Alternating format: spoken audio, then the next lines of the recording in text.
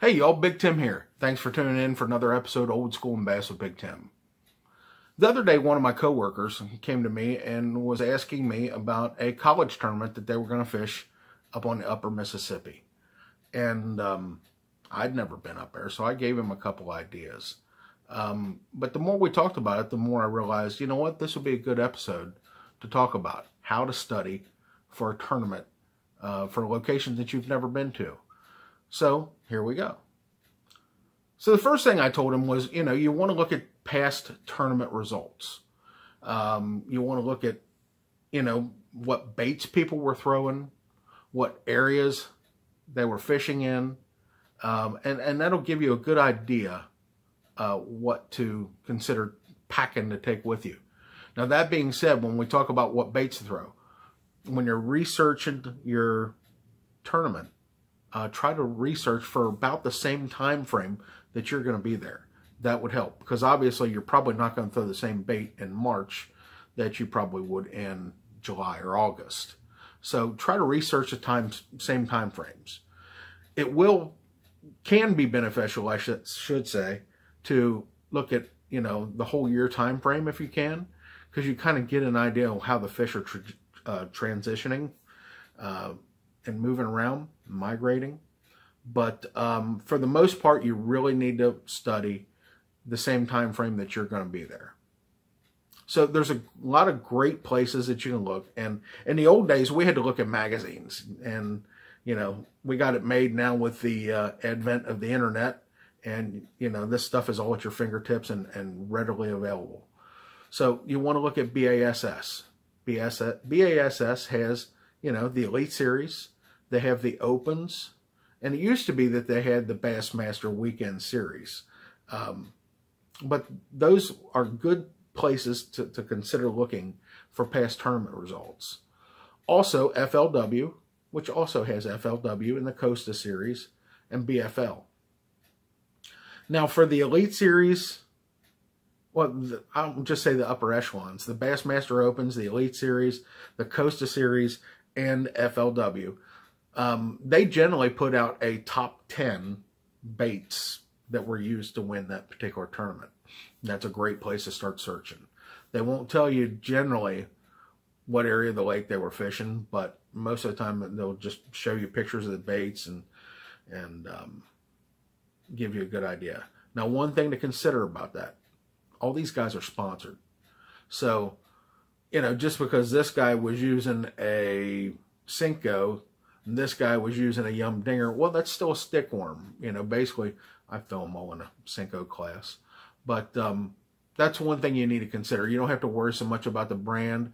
Worry about the style. If it's a stick bait, if it's a creature bait, if it's a topwater chugger, if it's a topwater walker, things along those lines. That's what you need to be considering more, not necessarily brands. Unless we had a tournament on, I think it was Table Rock years ago in FLW. And I think 7 out of the top 10 guys were using Megabass jerk baits. And I remember looking at that tournament and only one guy was sponsored by Megabass. That told me that time frame, Megabass jerk baits were the key. Now, I'd already known a little bit about Megabass and already had a couple at the time. So it wasn't a shock to me. But as you've seen some of my other videos, that's about the only jerkbait I have anymore. But that's what I mean. When you're looking at your baits, consider the styles until you see the same name popping up over and over and over and over and over and over. And make a list. You can also do the exact same thing with making that list about areas. I've never fished the Potomac River, but for some reason, I guess seeing all the different tournaments that I've seen from the Potomac, I remember hearing the name Mattawoman. I was talking about this the other day. A friend of mine was talking about going out there. And that's one of the creeks that a lot of guys fish out there. Why I know it, I don't know. I've never been there. I just remember it. I'm kind of a student of the game. I guess I'm a bass nerd. I like to kind of pay attention to the baits and the locations and everything else. But going back to studying past tournament results, we already talked about bass. We already talked about FLW. We also have the American Bass Anglers, or the ABA.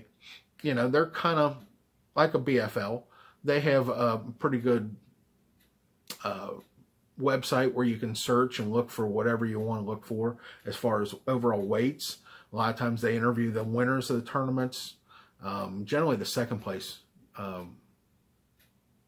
guys too. Also, USA Bass and other little regional organizations, great places, great tools to look. YouTube, we already talked about that a little bit. You can watch past tournaments on TV or on YouTube that were on TV. You can also find regional stuff. So YouTube is a great place to look for tournaments. A lot of times, the Bass website, FLW website, they'll have interviews with the winners and second place finishers. And they'll give you a little bit more specific information about where they're fishing, what baits, what rod, everything else. But another good place to look for that is a website called BassFan. BassFan.com. It's a great website. If you haven't looked at it before, you might want to consider it. I look at it every day. It's basically the Wall Street Journal of bass fishing, I think. Tells you everything you need to know about what's going on in the tours, what's going on in the industry. It's a great website. Another thing to consider, we already talked about baits, we already talked about locations. More location oriented. In the old days, we used paper maps. Paper maps are still a really great tool to use because you can handwrite notes on them and everything else. They can be real handy. And a lot of times you'll find stuff on paper maps that you won't find. My dad's got an old map. I forgot what lake he said it was. I think maybe it was Barren River Lake here in Kentucky. It was an old paper map that was almost like hand-drawn. It looked like a blueprint from the old days. And it had some information on it that I have never seen on any of the modern maps. It was pretty cool. And it's there. It was a roadbed. We found it, and it was pretty cool. But I've not seen it on any other map, any Navionics chips, anything like that. So that was pretty neat. But anyway, paper maps are a great place to look. Also, you guys are blessed with the internet again. Google Earth. Google Earth is a great place to look. You can zoom in. I forgot. I think it was, what is that lake? Lake Norman. It was Lake Norman. The way that lake is made, some of the areas are dug out around the docks. And so a dock may be surrounded by 1.5 feet of water, but they would dig out around the dock so it might be 8 or 9 feet directly under the dock. That was a great place for fish to migrate after they spawn to go into those holes.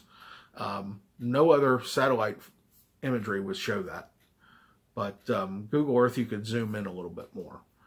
So, but Google Earth is not the end-all, be-all. You know, I use Google Earth. I use Google Maps. I use Bing Maps because they all sometimes will show something a little different. And one that used to be my favorite is Flash Earth.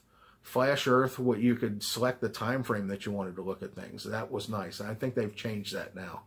So you could look at a lake that was drawn down to winter pool and find structure. That was really neat. But like I said, I think they've changed that. I haven't spent a lot of time on it because I'm not really researching any regional or national tournaments anymore. So another tool that's perfect for everybody to use, and I use it a lot, I actually probably spend more time on this one, is the Navionics web app. You can look at it on your phone, you can look at it on your PC, you can mark locations, and if you have the right Navionics software, you can download it from your phone right to your GPS. In the old days, we used to sit out in our boat, but nowadays we can look at the Navionics web apps on our phone or computer, and that helps out tremendously too.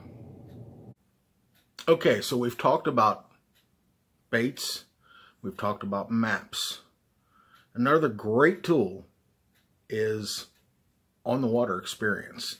You may not know anybody personally that has fished the waters that you're considering going to, but with the advent of the internet again, we can use bulletin boards to get on there and ask for some local advice.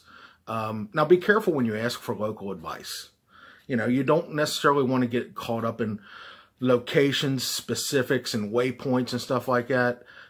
Just general areas, because it's hard to fish somebody else's stuff. It's really, really tough. In fact, there's probably only maybe 5 people that I would rely on really good information. You know, some generals, though, are really good. You know, somebody says, well, you know, most of the tournaments around here are won out of this creek. You know, that's great advice for you. So a couple of good places to look for that. I use a website called Bass Boat Central. They have a lot of bulletin boards that you can use, and they break it down by state. It's a fun place to talk to people. And of course, Facebook, and talking to some of your friends. You know, like we were talking about the guy that I work with. He was going up to the upper Mississippi, and he asked if I had any advice. I said no, but I do know a guy that lives up there. There was a guy that came down and helped us open up our store, and I gave him a little help for a Kentucky Lake tournament, and I'm sure he would be more than happy to help a young college angler out. But local knowledge is really going to be a helpful benefit. It's not always the case, because if you watch national tournaments, a lot of times the locals will struggle, and the upper tier elite guys, so to speak, generally can break it down pretty good. But local knowledge will definitely help you. I remember we had a tournament down in South Carolina, and I'd heard a lot of bad things about the area, you know, being, you know, vandalism, theft, stuff like that. And I got on Bass Boat Central and asked a couple of guys about, you know, certain ramps. You know, do I have to worry about my stuff getting stolen? Is it safe? And, you know, those guys helped out, and just the peace of mind for going to those particular areas really was beneficial. And those guys actually helped me out and gave me some ideas about some places. And one of them actually I contacted later on down the road, like 3 years later, about another tournament, and he helped me out pretty good. And basically told me what to stay away from so I didn't tear my lower unit off, which was really a good tip. So it's not always about where to fish. It's sometimes about where not to fish. It's about being safe. You know, it's about understanding your surroundings. You know, a lot of guys will get on here and ask, hey, where are bait stores close to here? Where are safe ramps? You know, restaurants, good quality hotels that aren't the drug-infested hotels. You know what I'm talking about. Those are places to stay away from. But local knowledge can really be helpful. I strongly advise to get into that. You know, we're talking about the bad hotels. A lot of times, tournament organizations and organizers will have a host hotel. And for the most part, those are the ones that you probably ought to stay at. Now, that being said, they're always more crowded, and it's sometimes harder to get your boat in and out. But they generally provide some level of safety. But not always. You have to be careful with that. I would think with college anglers and whatnot that they would, but yeah, some of the others, I remember we had one tournament, I can't even remember where it was, but we did not choose to stay at the host hotel. And the host hotel was a dump, from what I understood. And it was impossible for a lot of the guys to get their boats in and out of there. And they just were overall not happy. Of course, we stayed in another place that we had stayed years prior, and everybody was pretty happy. But these are some of the best tips that I can give you as far as researching for a tournament or studying for a tournament in a place that you have no familiarity with. It's a lot of fun. You know, you can really get into it as much as you want. If you have months to prepare, sometimes you can spend months, you know. Back when I had some of the regionals and whatnot, a lot of times you knew in the wintertime that you were going to be fishing a tournament in the spring. So you had 2 or 3 months, you know, and that's perfect to do when it's, you know, the weather outside is freezing and, you know, you want to think about fishing. Well, that's a perfect opportunity, you know, get behind a computer, get you some maps, stuff like that, and really go to work with it, and it'll really help you out. The satellite imagery, I can't tell you how much that has saved me by looking at, you know, familiar things. We're not necessarily looking for places to fish, although a lot of times I am.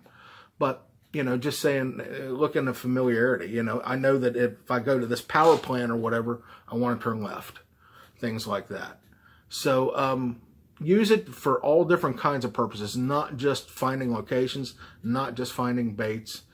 All these are great tools that you can use, and they're at your disposal. So enjoy yourselves, and thanks for tuning in, and we'll see you next time.